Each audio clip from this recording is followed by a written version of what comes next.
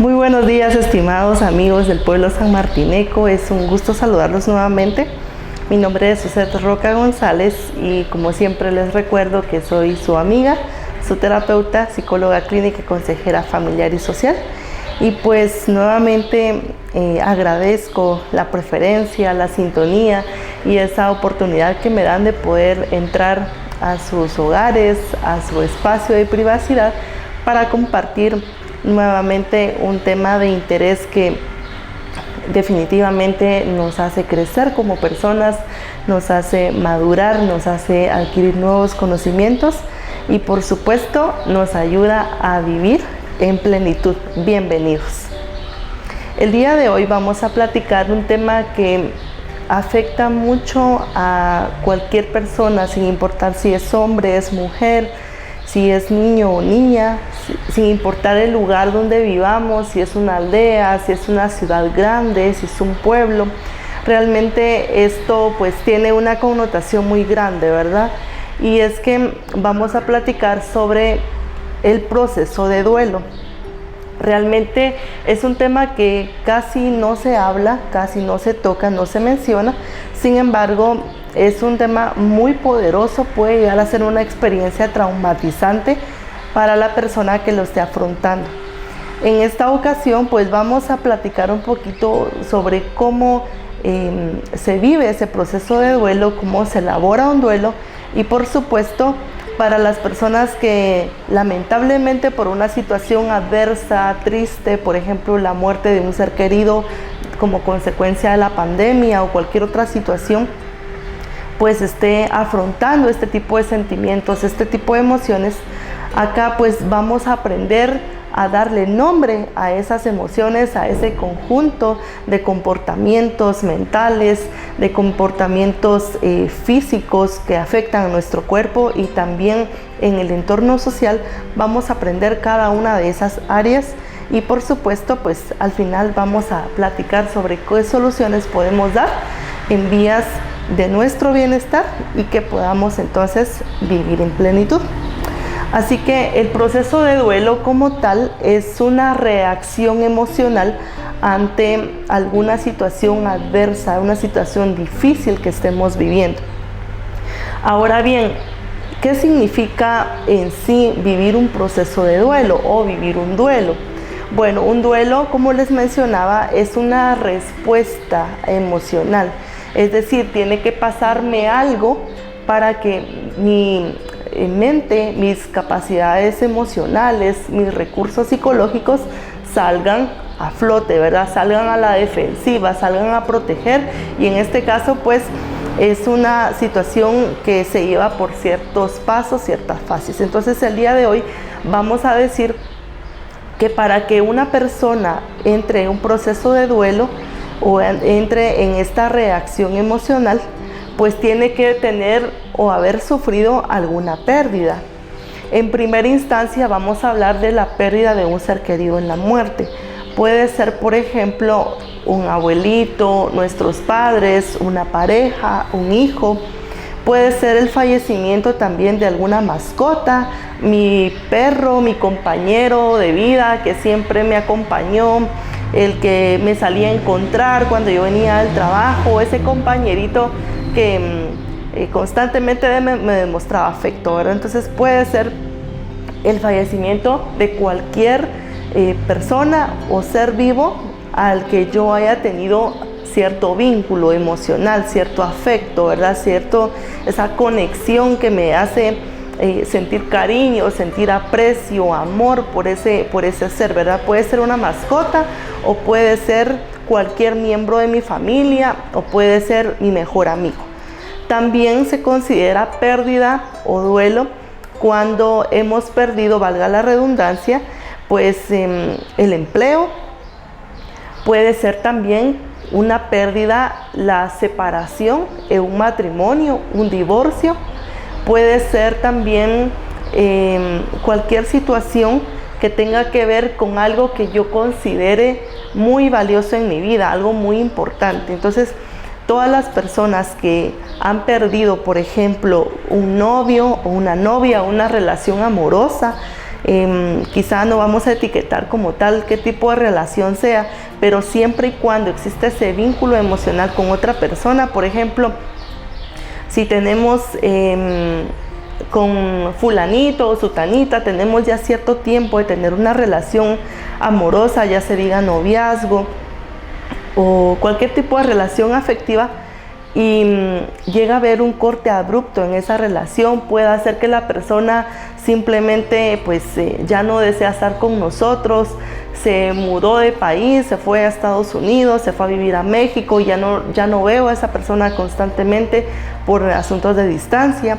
Todo eso me va a generar el mismo proceso de duelo, el mismo proceso de pérdida, que como les mencionaba, pues tiene que ver con esa respuesta emocional que vivimos los seres humanos ante una situación poco agradable, ¿verdad? De pérdida, de vacío. Entonces, es importante entender que el proceso de duelo o pérdida, pues no es nada malo, no debemos verlo como algo malo. De hecho, es algo que la naturaleza ha impuesto en el ser humano como una respuesta para poder sobrellevar el dolor y poder tener la capacidad de, en futuro, en un tiempo prudencial, pues poder retomar mi vida, retomar la capacidad de poder seguir adelante con mis actividades, con mi trabajo, con mis hijos, con mi pareja, ante la pérdida que pude haber sufrido. Entonces, mis queridos amigos, pues quiero dejarles bien en claro que el proceso de duelo pues tiene que ver con todas aquellas cosas o personas que significan algo importante en nuestra vida. Puede ser empleo, puede ser pareja, puede ser una relación, puede ser la ruptura del matrimonio o el fallecimiento de un ser amado o de una mascota. Entonces, es muy valioso mencionar que cuando nosotros afrontamos este tipo de procesos, pues se llevan varias fases. No es un proceso que tarde aproximadamente 1 o 2 días, sino que va a llevar un proceso. Por eso es que se llama el proceso de duelo o la elaboración del proceso de duelo, porque es una construcción, es una situación que va a conllevar pues ciertos días, cierto tiempo, y se ha estipulado que más o menos puede ser entre 6 meses a 1 año el proceso o el tiempo que puede durar la elaboración del duelo. Por supuesto, cada persona pues en su individualidad va a manejar el duelo de una manera muy diferente. Por ejemplo, si yo me quedé sin trabajo, voy a pasar por el proceso de duelo, pero esa parte va a ser muy mía, muy personal, muy individual. No puedo comparar mi situación con la de mi vecino que también perdió un trabajo, o que si yo perdí a un ser amado en la muerte y formo parte de una familia, mi proceso de duelo, aunque seamos de la misma familia, no va a ser igual al de mi pareja, o no va a ser igual al proceso de duelo que va a vivir mi hijo o mi hija. Entonces, no va a depender del rango de edad, no va a depender de la situación, el lugar donde nosotros nos encontremos, sino que va a depender de las emociones y del sistema de creencias que cada persona tenga, ¿verdad? De ese afrontamiento, esa capacidad de poderse levantar, o como bien mencionan los clínicos, pues esa capacidad de resiliencia, ¿verdad? Esa capacidad de poder florecer aún en medio de una tragedia. Sin embargo, es muy valioso reconocer que no podemos alterar ese proceso de duelo. ¿Por qué razón? Porque realmente puede llegar a complicarse, puede llegar a patologizarse, es decir, a convertirse en un problema de salud mental donde necesitemos el acompañamiento de los profesionales de la salud. Entonces, no debemos verlo como algo malo, sino como un proceso que la naturaleza nos ha dado para poder reponernos, poder tener la capacidad de levantarnos ante una situación adversa que obviamente pues nadie planifica, ¿verdad? Quedarse sin trabajo, nadie planifica que se le muera un ser querido debido a un accidente, una enfermedad. Nadie planifica este tipo de situaciones, son situaciones de la vida que nos presenta como infortunio, ¿verdad? Nos sorprende el infortunio, esa desgracia, esa situación difícil. Entonces es ahí donde nosotros debemos conocer y poder identificar si nosotros hemos sido víctimas de alguna situación complicada y estamos pasando por estas fases del duelo, ¿verdad? Entonces yo creo que ya con este concepto básico de qué es el duelo, pues vamos a entrar de lleno a platicar sobre cuáles son las fases. Entonces la primera fase tiene que ver con la negación. Vamos a poner un ejemplo bien sencillo pero a la vez práctico para que ustedes pues tengan un poquito el panorama más amplio, ¿verdad? Más abierto de cómo se vive ese proceso de duelo. Supongamos que una persona le dan la noticia de que su papá pues fue víctima de un accidente. Entonces probablemente el padre de familia, ese señor, esa persona salió a trabajar como un día normal y sucede que lamentablemente en el bus en el que venía pues chocó, volcó, se accidentó y él fue una víctima mortal. Entonces a la familia le dan la noticia que el señor pues se murió. Entonces es ahí donde empieza el proceso de duelo para los hijos, para la esposa, para la familia inmediata. Entonces, ¿qué es lo que va a suceder en esa respuesta emocional de parte de la familia? En primera instancia, cualquier persona pues debido a este proceso de duelo va a entrar en la fase de negación. ¿Qué significa entrar en fase de negación? Es decir, me voy a desconectar de la realidad. Voy a entrar en un proceso psicológico donde no voy a ser capaz de poder darme cuenta de la realidad, de la gravedad, de la intensidad del problema, sino que mi psiquis, o sea, mi mente, va a entrar en un proceso donde va a negar esa situación y probablemente pues experimente sensaciones de desconexión con su realidad, con su mundo, con su entorno, y pueda hacer que empiece a experimentar sensaciones, por ejemplo, como que está viviendo un sueño, o pueda hacer que en primera instancia empiece a llevar su vida normal por unos días sin darse cuenta del proceso que está viviendo. Es decir, probablemente va a ser una persona o puede ser una reacción, como les reitero mis queridos amigos, son reacciones muy subjetivas, muy individuales. No estamos afirmando que todas las personas van a vivir una fase o cada una de las fases de cierta manera, pero son probabilidades. De acuerdo a estudios que se han realizado, pues se ha establecido que son patrones normales en este tipo de situaciones adversas, ¿verdad? Entonces, la negación es decir, no estoy viviendo esto es un sueño, esto no me puede estar pasando a mí. Yo sé que cuando yo regrese a casa voy a encontrar a mi papá. Yo sé que mi papá va a estar dormido, él se va a levantar y todos vamos a estar bien. Eso es el proceso pues de negación, ¿verdad? De negar la realidad, de no aceptar lo que ha sucedido. Puede pasar ciertos días aún mientras se vive esta vivencia de la negación, hasta que poco a poco esto pues va a dar la oportunidad de preparar a la mente y preparar nuestras capacidades psicológicas para ir como aterrizando ante la dificultad que se está viviendo y poco a poco entonces ir aceptando esa realidad. Entonces quiero dejar en claro que la negación es la primera instancia, la primera fase por la que vamos a pasar cuando nos impacta una situación adversa. Seguidamente, pues con esta preparación psicológica de la negación, pues vamos a entrar a un proceso de ira, que es la fase número 2. ¿Por qué ira? ¿Por qué se le llama ira? Porque realmente cuando hemos pasado una situación complicada, puede ser un divorcio, el fallecimiento de un ser amado.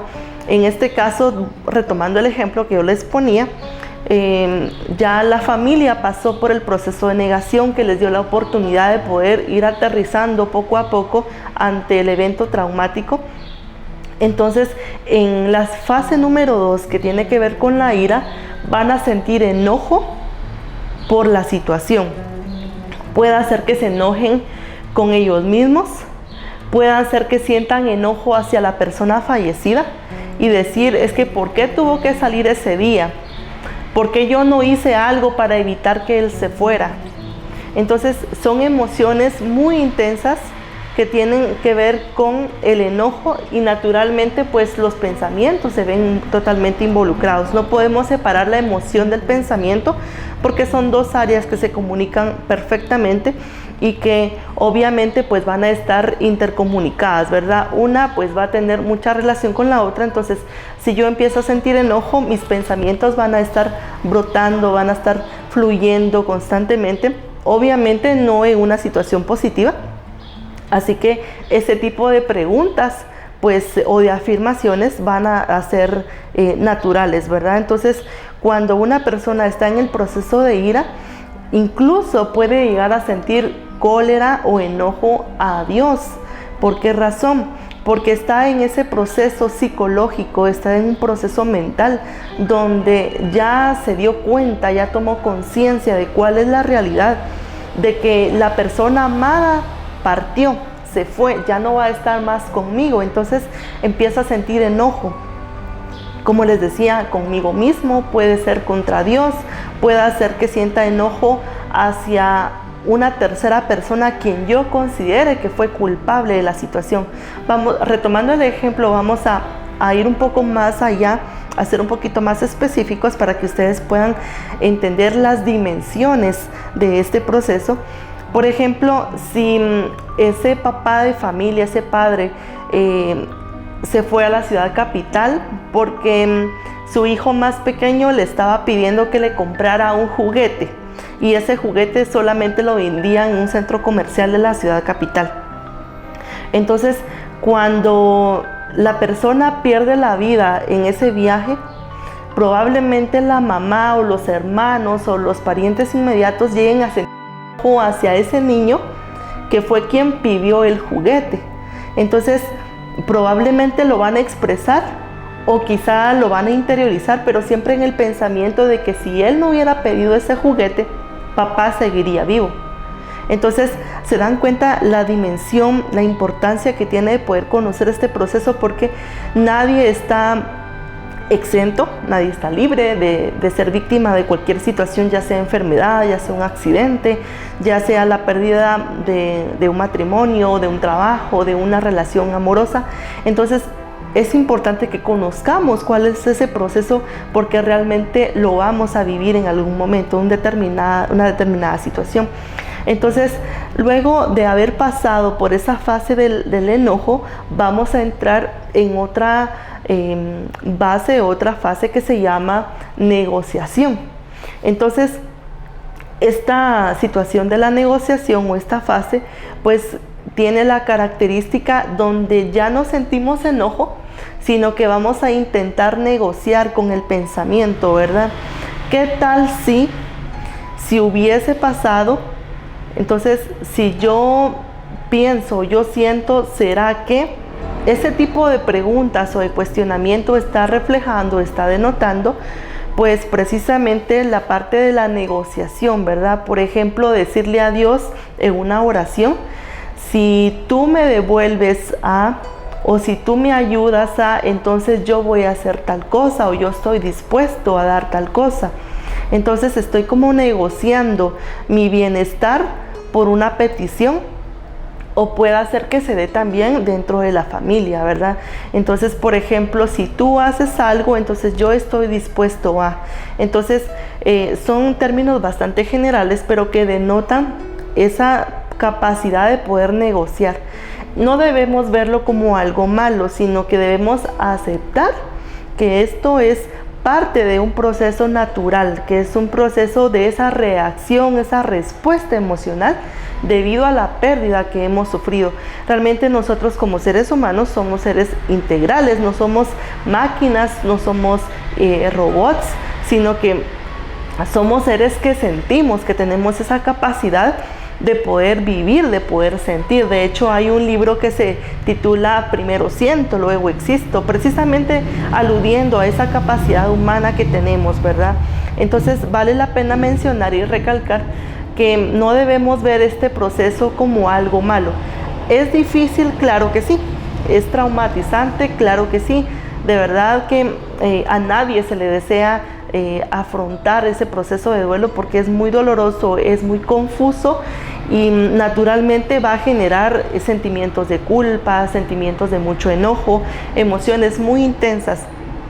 Sin embargo, pues es importante que conozcamos cada una de sus fases, cada uno de sus procesos, porque si lo estamos viviendo, pues podemos darle nombre y entender que lo que estamos pensando, que lo que estamos experimentando, pues no es nada malo, sino que es simplemente esa respuesta, esa reacción emocional ante la pérdida. Continuando con el programa y siempre agradeciéndole su preferencia y su sintonía, pues vamos a continuar platicando sobre las dos fases más del duelo que debemos pasar para poder llegar a superar, a poder continuar con nuestra vida. Y pues precisamente vamos a hacer una recapitulación de los 3 puntos anteriores que mencioné, y es que cuando estamos viviendo un proceso de duelo, pues es una reacción emocional, es una respuesta psicológica totalmente natural, normal, que va a ayudarnos a poder enfrentar una situación de pérdida, ¿verdad? Cuando hablamos de pérdida estamos hablando del fallecimiento de un ser amado, de una mascota, la pérdida del empleo, la pérdida de un amigo, la ruptura de un matrimonio, una relación amorosa. Entonces estábamos hablando sobre algunos puntos importantes sobre las fases del duelo. Y en primera instancia vamos a pasar por el proceso de negación, luego vamos a pasar por el proceso de ira, de enojo. También hablamos del proceso de negación y en este caso pues el siguiente punto, la siguiente parada, por decirlo así, va a ser el proceso de depresión. La depresión como tal, o el término depresión, denota un estado emocional o un estado de ánimo donde la tristeza es muy profunda. De hecho, en cada una de las fases del duelo, las emociones son muy intensas. Sin embargo, en el proceso de depresión, pues va a ser una tristeza constante, puede hacer que perdure durante todo el día, durante muchos días. Entonces, ¿qué va a experimentar una persona en fase de depresión? Muchas ganas de llorar, poco apetito, es decir, que puede dejar de comer como antes lo hacía, o puede hacer que le dé hambre más allá de lo normal, que coma más de la cuenta de lo que normalmente lo hacía, y también se ven procesos del sueño afectados. Siempre que hablamos de los estados de ánimo, estamos hablando que el estado o los ciclos del sueño se pueden ver afectados.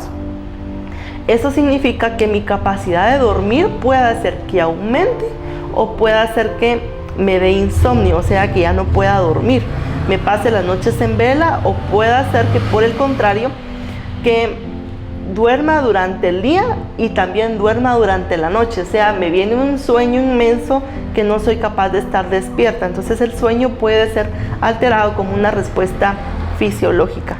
También puede hacer que experimente problemas gastrointestinales como diarrea o estreñimiento.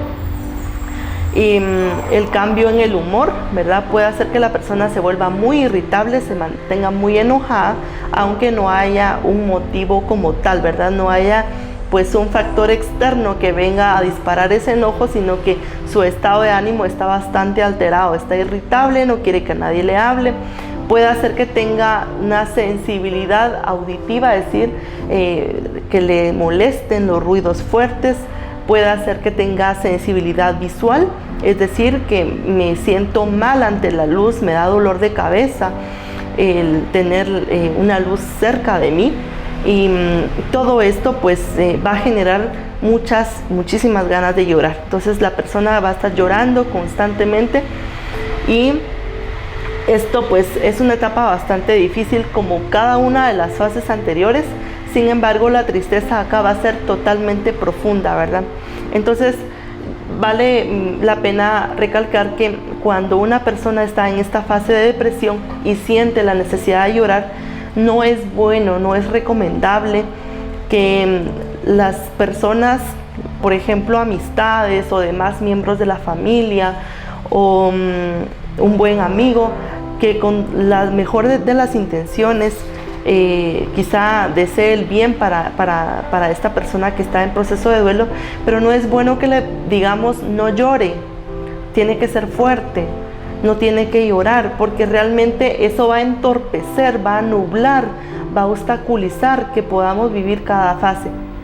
Entonces, lo recomendable es que si una persona tiene la necesidad de llorar, pues debe hacerlo, porque precisamente un estudio científico demostró que cuando nosotros lloramos en un proceso ya sea de duelo o no duelo, ¿verdad? Es decir, puede ser que yo tenga la necesidad de llorar, pero no porque haya perdido algo, sino porque quizá tengo mucho estrés en el trabajo, tengo muchos problemas, entonces tengo esa necesidad de llorar sin importar cuál sea la causa, debo hacerlo. ¿Por qué razón? Porque este estudio menciona que cuando nosotros lloramos, no solamente descargamos esa parte emocional, no solamente estamos limpiando nuestra alma, sino también estamos desintoxicando nuestro cuerpo, es decir, estamos sacando toda esa carga de toxinas que tenemos dentro del cuerpo. Entonces, realmente hay un beneficio no solamente emocional, porque al final de llorar, pues nos vamos a sentir liberados, tranquilos, descargados, nos quitamos un gran peso de encima, sino que también nuestros órganos, nuestras neuronas a nivel cerebral también se van a descargar de ese contenido tóxico que probablemente hemos almacenado debido al estrés emocional o al estrés físico debido a una carga de trabajo o quizá de algún conflicto de cualquier tipo, ¿verdad?, que nos esté afectando. Entonces, no es recomendable que le digamos a las personas no lloren o tiene que ser fuerte, porque al final eso pues no debe ser así. En este libro que yo les mencionaba, que se titula Primero siento, luego existo, ahí menciona esa parte importante donde nosotros debemos darle permiso a las emociones a que fluyan, debemos darnos el permiso de sentir, porque somos seres humanos. Entonces, lejos de luchar contra la emoción, de decir no me tengo que sentir triste, no tengo que llorar, debemos decir me siento triste, acepto que estoy triste y acepto que voy a llorar y me doy el permiso de llorar. Eso va a ayudar a que la fase de la depresión pues vaya fluyendo en la medida de lo posible, y eso pues me dé la oportunidad de llegar a la siguiente fase, que es la parte de la aceptación. ¿A qué le llamamos aceptación en el proceso de duelo? Aceptar la pérdida, aceptar mi nueva realidad, aceptar que ese accidente se dio o que la persona falleció porque ya venía muy enfermita, o aceptar que mi matrimonio definitivamente se perdió. Entonces, con aceptar la pérdida no estamos olvidando a la persona, no estamos enterrando en el olvido a ese ser amado que se fue, o a esa mascota importante en nuestra vida, no, sino que podemos abrazarla en nuestro corazón, podemos aceptar que va a continuar con nosotros en nuestros pensamientos, en nuestros recuerdos. Sin embargo, vamos a aceptar que debemos continuar con nuestra vida a pesar de la situación que hemos vivido. Entonces, para poder llegar a esa parte de la aceptación, no podemos bloquear, no podemos entorpecer los procesos que hemos vivido anteriormente, no podemos intentar no sentir, porque esto únicamente puede complicar el duelo, puede patologizarlo, y cuando hablamos de una patología, pues estamos hablando de una enfermedad. O sea, el proceso que yo viví no se dio con normalidad, no se dio como debía, y entonces eso me causó un gran problema de salud mental, y pues ya no soy capaz de salir por mis propios medios. Entonces, para que esto no suceda, debemos dar paso, dar permiso a que todos nuestros procesos, a que toda esa fase, esa construcción, esa elaboración del duelo, pues se dé de manera natural. Entonces, ¿cómo sabemos cuando ya hemos llegado a la parte de la aceptación? Bueno, definitivamente es cuando una persona puede hablar. Por ejemplo, retomando el ejemplo, puede hacer que yo, como hija de esta persona que falleció en un accidente, pues pueda hablar de la muerte de mi padre, pueda hablar de cómo fue el accidente, o pueda pasar por los lugares donde nosotros como papá e hija frecuentábamos, o puede ser que yo me tome ese cafecito que me tomaba con él a las 3 de la tarde todos los domingos, pero lo haga ya sin tener sentimientos de culpa, lo haga sin sentir enojo, lo haga de manera tan natural, abrazando los recuerdos, abrazando las bonitas experiencias que yo viví con esa persona sin llorar. Cuando yo puedo hablar de ese ser amado, de ese trabajo que perdí, de ese matrimonio que perdí, pero ya no me causa esa sensación de dolor, ya no me hace llorar, es porque realmente pues ya estoy en la fase de la aceptación, ya puedo dar el siguiente paso, que es seguir con mi vida, poder abrirme hacia nuevos horizontes y definitivamente con esa capacidad de resiliencia. La resiliencia es la capacidad de poder florecer, de poder continuar a pesar de una situación complicada. Entonces, realmente, mis queridos amigos, nadie está libre en este mundo de ser víctima de alguna situación, ¿verdad? De cualquier tipo. Entonces, yo creo que vale la pena que podamos informarnos, podamos conocer cuáles son esos detalles, esas respuestas que podemos tener a nivel emocional, a nivel psicológico, para que podamos ayudar a un amigo, ¿verdad? Entonces ahora yo quiero compartir con ustedes en primera instancia cuáles son esos mensajes que podemos trasladar hacia una persona que acaba de sufrir una pérdida, principalmente ahora en estos tiempos donde el COVID-19 pues ha sido un factor, un ente tan poderoso y tan negativo que ha impactado a muchos países en el mundo, y es debido a las muertes, debido a esta enfermedad. Entonces, ¿qué mensaje podemos trasladar nosotros de manera positiva para no entorpecer ni venir a causar más daño, más dolor emocional a una familia, a una persona que está pasando por este proceso? Bueno, yo creo que en primer lugar debemos tomar en cuenta que nosotros como factor externo, como sociedad, como amigos, como parientes, pues tenemos un rol muy importante en la vida de esa persona que está viviendo un duelo. Realmente podemos llegar a ser un punto muy fuerte de apoyo. Por ejemplo, si somos parte de una comunidad religiosa, independientemente de cuál sea la denominación, pero sabemos que un miembro de la iglesia o de la comunidad está pasando por un proceso de duelo, es importante que las oraciones estén presentes, que se le demuestre a la persona que está sufriendo esta pérdida, pues se le demuestre apoyo, afecto, no diciéndole que no llore, no diciéndole que no sienta, o que acepte que ya no se puede hacer más, o que hay personas que están en peores situaciones, no, sino a veces únicamente con el silencio, pero nuestra presencia, a veces el contacto físico, el decirle: entiendo por lo que estás pasando, pero acá estoy, yo estoy para acompañarte en tu proceso, lamento mucho lo que tuviste que perder, o realmente estoy acá contigo para poderte apoyar, para escucharte. Si necesitas llorar, puedes hacerlo conmigo, puedo llorar contigo también, porque me duele mucho lo que estás viviendo. Entonces, mensajes de esta naturaleza van a demostrar la empatía, es decir, esa capacidad que tenemos como humanos de poder adoptar ese dolor ajeno. Es decir, estoy poniéndome en los zapatos de la otra persona, estoy acompañándola en su dolor. Entonces, eso realmente va a ser de mucha ayuda para poder acompañar a la persona y no entorpecer, no bloquear más el proceso de duelo. Si la persona entra en un proceso de enojo, probablemente diga cosas en contra de Dios, en contra de su propia familia, en contra de la persona fallecida, y pues no debemos censurarlo, no debemos regañarlo, decirle es que cómo se te ocurre decir eso, estás blasfemando, estás mal, estás equivocado. No, debemos entender que es una reacción emocional y debemos darle el espacio, ¿verdad? Entonces únicamente escuchar, no solamente con los oídos, ¿verdad? Sino escuchar con el corazón, escuchar con el alma, entender que esa persona está pasando por un momento difícil y que cualquier reacción emocional a nivel del pensamiento, a nivel de la conducta, pues realmente va a ser un proceso totalmente natural. Por supuesto, debemos tomar en cuenta también que cuando el proceso de duelo se puede patologizar o se puede complicar, pues sí es necesario el acompañamiento profesional.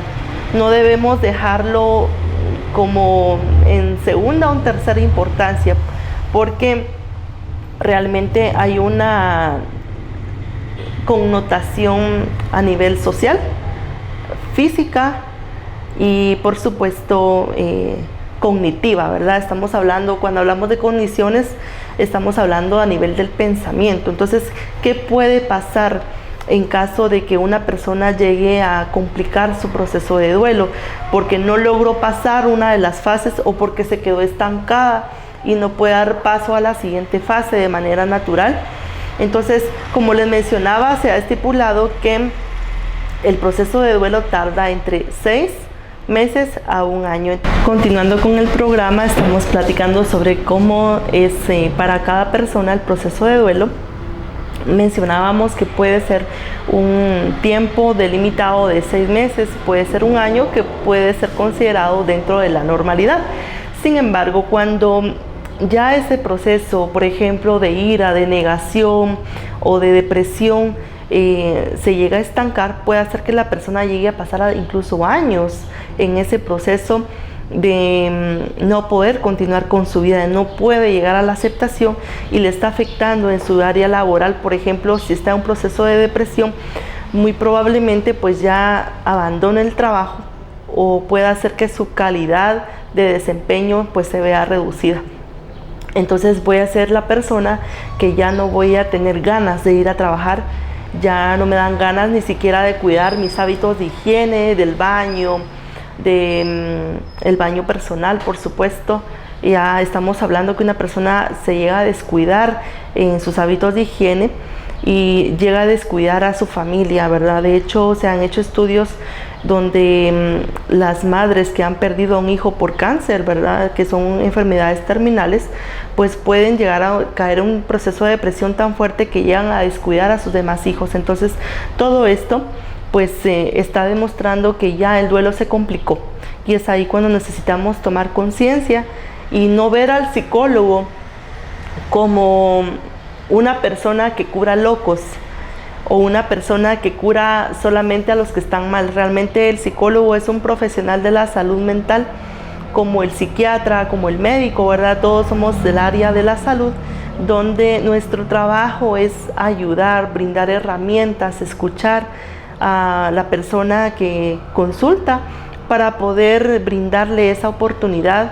de poder buscar una solución, no de buscar culpables o de hacer sentir mal a la persona, sino que estamos tratando la manera de brindar ese acompañamiento profesional integral para el bienestar de cada uno. Entonces, no debemos sentir culpa ni pena cuando alguien nos recomienda ir con el psicólogo. Si nosotros hemos tomado la decisión, no debemos verlo como, bueno, es que seguramente estoy loco, por eso es que me siento mal. No, sino que es un proceso natural que cualquier persona, sin importar dónde viva o quién sea, pues puede experimentar. Así que es ahí donde nosotros debemos tomar conciencia, ¿verdad? Por supuesto, pueden haber otras fases que se ven bloqueadas. Puede ser el área de la negación, puede ser el área de la ira o la negociación, antes de poder llegar a la aceptación. Entonces, mis queridos amigos, realmente yo creo que este fue un muy buen tema que nos ha hecho conciencia, ¿verdad?, sobre cada una de estas fases que debemos tener presentes, porque en cualquier momento de la vida lo hemos vivido, lo hemos experimentado, o puede ser que también lo estemos pasando, ¿verdad? Entonces, o incluso lo puede estar pasando cualquier miembro de nuestro círculo de amigos, ¿verdad? Quizá no mi familia, pero sí conozco una familia cercana a mí que está pasando por una vivencia de esta naturaleza. Entonces, cabe mencionar que los niños, es decir, niños y niñas o adolescentes o jovencitos, tampoco son inmunes a vivir el proceso de duelo. Ellos también viven su proceso de duelo. Entonces, lejos de regañar, de acusar, de buscar culpables o ver a quién le cae la culpa, ¿verdad? A veces en la familia pueden caer en la actitud de decir, es que si tú no hubieras dicho, o si es que si tú hubieras pensado antes, o qué sé yo, tener ese tipo de comportamientos o de conductas puede generar incluso pues más presión en la familia, ¿verdad? Esto sin dejar a un lado los problemas económicos, esa carga laboral, esa carga de responsabilidades. Por ejemplo, si una madre ha perdido a su esposo, pues le queda esa doble responsabilidad de asumir su maternidad ante el cuidado de los hijos, de esa guía, de esa crianza. Entonces realmente se suman muchos factores de estrés, pero el vivir el duelo cada uno dentro de su individualidad, como mencionábamos al principio, el hecho que seamos miembros de una sola familia, que yo haya perdido a mi esposo, pero mi hijo también perdió a su papá, mi sobrinito que vivía con nosotros perdió a su tío, cada uno de nosotros va a vivir el proceso de duelo en una forma muy peculiar, muy única, muy personal. No podemos esperar que cada persona viva el proceso de duelo de la misma manera, ¿verdad? Sino que son procesos bien individuales, bien completos, pero muy personales. Entonces, ¿qué podemos hacer? Bueno, podemos tomar el teléfono, podemos buscar la ayuda profesional, porque cuando ya el duelo se ha patologizado, se ha complicado, ya llevo mucho tiempo en esta situación y como mencionábamos, pues no tiene que ver solamente con el fallecimiento de una persona. Puede ser que no logro salir, no logro aceptar que ya fulanito o sutanito no es mi novio o ya no es mi novia, o no logro aceptar la ruptura del matrimonio, acabo de pasar por un divorcio, o ya hace 10 años que me divorcié y sin embargo me sigue afectando. Sin embargo, cada vez que recuerdo a la persona o paso por aquellos lugares donde frecuentábamos juntos, me sigue causando mucho dolor, mucha tristeza. Ya mis funciones en el trabajo ya no son las mismas, mi capacidad de dar lo mejor de mí como persona ya se redujo bastante, ya no tengo la oportunidad de poder entablar otra relación amorosa debido a ese pasado, debido a ese matrimonio que lamentablemente se perdió. Entonces son situaciones donde nosotros debemos tomar conciencia, autoevaluarnos para precisamente vivir en plenitud. La vida es única, la vida es corta, es solamente una, no hay otra vida, no hay otra forma de vivir. Entonces debemos aprender a vivir bien. Entonces yo creo que la plenitud y el bienestar se alcanzan no de una manera sobrenatural, no teniendo, por ejemplo, excesos sino sabiendo vivir en plenitud. La plenitud tiene que ver con el bienestar, y el bienestar significa felicidad, como les mencionaba, no debido a excesos o a que tengamos o no tengamos, sino es una actitud, es una capacidad que podemos adquirir. Entonces debemos tratar la manera de tomar conciencia y poder buscar cada una de estas situaciones para poder mejorar nuestra vida, mejorar mi vida y la de mi familia, la de mis hijos, y eso aportar a ser una mejor comunidad, a ser una mejor sociedad y un mejor país. Entonces les recuerdo siempre que me encuentran en Facebook como Suset Roca González. También me pueden contactar al número de teléfono 3565-8521. Voy a repetir el número para que usted en casita lo pueda anotar. Es 365-8521. 3565-8521. Me pueden escribir en el WhatsApp y por supuesto estoy con mucho gusto para atenderles, para escucharles sus problemáticas, sus situaciones, y pues no veamos al profesional de la salud mental como una persona que cura locos, una persona que cura solamente a las personas que están enfermas, no, sino que somos personas que nos dedicamos con una profesión, con una base científica, a poder acompañar a la persona, cualquiera que sea, a poder crecer como ser humano.